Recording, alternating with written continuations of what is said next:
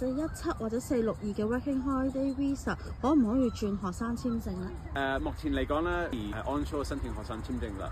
咁當然啦，你要考慮嗰個 GS Genuine Student 嘅問題。有啲 Working Holiday Visa 有時你係喺呢度做過嘅嘢啦，會幫助你嘅學生簽證嘅申請啦，即係幫助嗰個 GS 嘅解釋。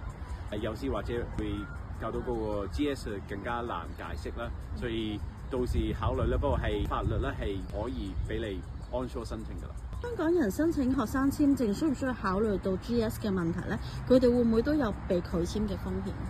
而家所有嘅學生簽證，無論你喺邊一個國家啦，都要考慮個 GS 嘅問題，睇下你係咪真係為讀書嘅目的嚟澳洲讀書。個風險大唔大咧？就係睇下每個人嘅情況就唔同。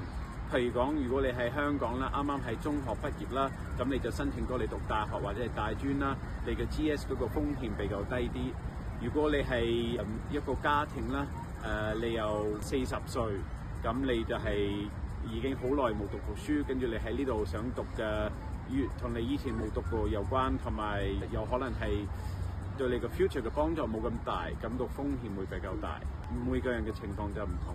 歡迎關注海一澳洲留學移民。